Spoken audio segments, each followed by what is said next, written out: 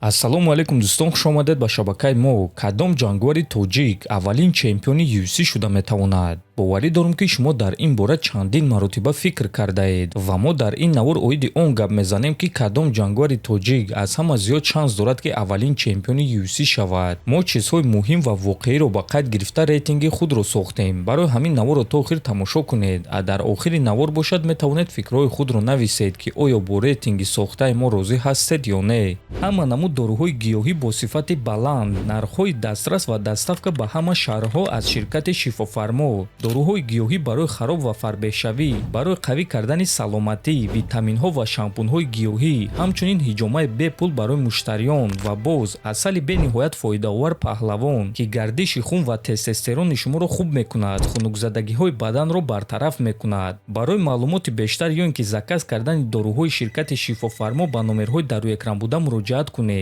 ширкати шифофармо дар хизмати шумо. инак дӯстон, мо сину сол, имкониятҳои воқеӣ ва малакаҳои ҷангваронро ба назар гирифтем. бояд қайд кард ки яке аз ҳама чизҳои асос ин сину сол мебошад. вақте ту ҷавонтарӣ ту метавонӣ таҷриба гирифта бе шитобидан ба боло равӣ, лекин вақте ки сину соли ту калонтар аст, вақт аз ҳама душмани асосии туст ва ҳамчунин UFC ҷангварони калонсолро кам пеш мебаранд ва дар вақти шартнома бастан низ сину сол нақши калонро мебозад. хуб, мо дар рейтинги худ 5 ҷангварро шомил кардем ва дар ҷои панҷум Сарвар Ҳомидов қарор дорад. Ҳомидов ҷангвари 29 сола буда рекорди 16-1 дорад ва ӯ аллакай дар ташкилотҳои калони ҷаҳонӣ баромад мекунад, Беллатор ва PFL. ягона бохти Сарвар зидди Довталаб барои камарбанди чемпионӣ Магомед Магомедов дар ҷанги наздик буд. Сарвар тӯли чандин сол бебох буд. дар зали машҳури American Top Time бо чунин ҷангварони машҳур Мавсар Евлоев, Дастин Порье тамрин мекунад. ҳамчунин Ҳомидов яке аз шарикҳои спарингии чемпиони UFC Пётр Ян аст. барои чӣ мо ӯро дар ҷои охир мондем?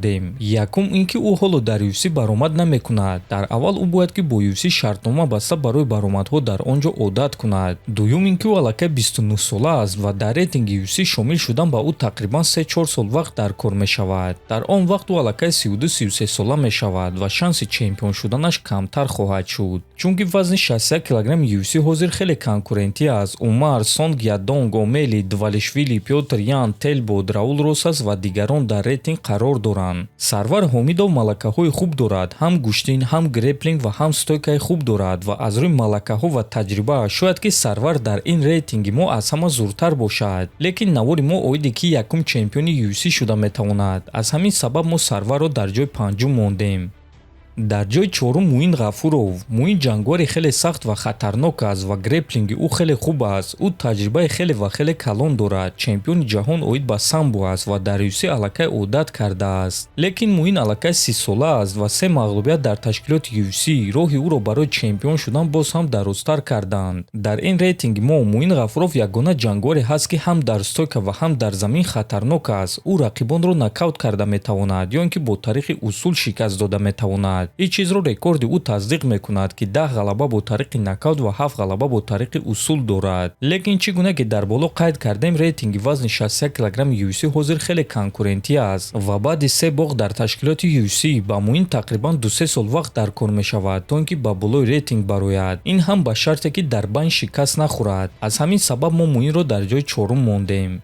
дар ҷои сеюм аз аввал мо дигар ҷангварро мондан мехостем. бисёр фикр кардем, бисёр чизҳоро муқоиса кардем ва на ба боварии пурра дар ҷои сеюм Муҳаммад Наимовро мондем. аз байни дигар ҷангварони тоҷик Муҳаммад Наимов дар ташкилоти UFC аз ҳама фаъолтар аст ва ӯ чунин рақибони сахт Натаниэл Вуд ва Ҷейми Маларкиро шикаст додааст. Наимов бо шарофати баъзаи теквандои худ дар стойка хеле хатарнок аст, лекин тобоварӣ ва ҳимояи гӯштини ӯ ба монанди стойкааш хуб нест. дар ҷанг зидди греплерҳои сатҳи баланд ин чиз проблема шуда метавонад, чӣ гуна ки дар ҷанг зидди Филиппе Лима шуда буд. аз дигар ҷангварони тоҷик дида Муҳаммад Наимов имконияти зиёдтар дорад ки ҳарчи зудтар ба рейтинги топ 15 шомил шавад, лекин барои чемпион шудан вақти камтар дорад. ӯ аллакай 31 сола аст ва дар рейтинги вазни ним сабук UFC греплерҳои сахт бисёранд ба монанди Диего Лопес, Алҷемин Стерлинг, Юсеф Залал. боз дар рейтинг ҷангварони ҷавон ва хатарнок Мавсар Евлоев, Лерон Мёрфи, Арнолд Аллен, Стив Гарсия, Кевин Валехос қарор доранд ки ин чиз шанси Наимовро камтар мекунад.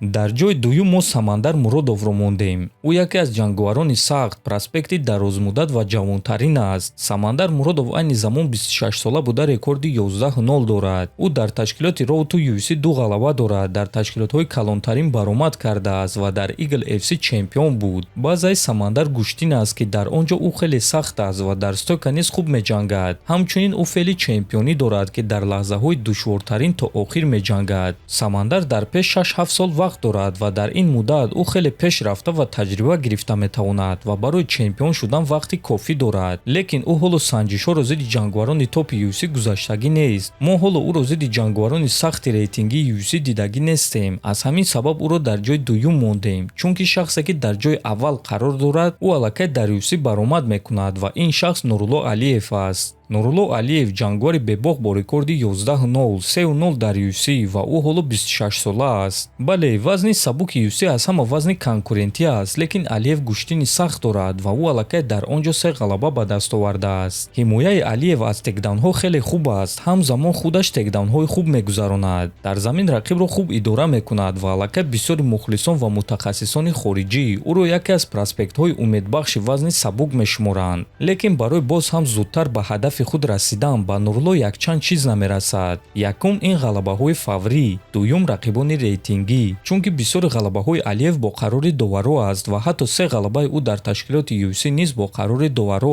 аст ва ин чиз каме суръати роҳи ӯро суст мекунад. Лекин дар умум мо синни соли ӯро, рекорди бебоғ ва малакаҳои ӯро ба назар гирем, ӯ аз ҳама зиёд шанс дорад ки аввалин чемпиони тоҷик дар UFC шавад. Ана ҳамин гуна аст рейтинги мо дӯстон. Барои чӣ дигар ҷанговаронро ба монанди Азам Ғаффоров, Фаридун Одилов ва дигарон дар ин рейтинг нестанд, сабаб сину сол аст. Фаридун аллакай 33-34 сола аст, Азам аллакай 32-33 сола аст ва аз ҳамин сабаб мо онҳоро дар ин рейтинг шомил накардем. Ба фикри худи шумо дӯстон, ки аввалин чемпиони тоҷик дар UFC шуда метавонад? Фикрҳои худро нависед, ҳатман дар канали мо обуна шавед. То боздид, хонободу сарбаланд бошед.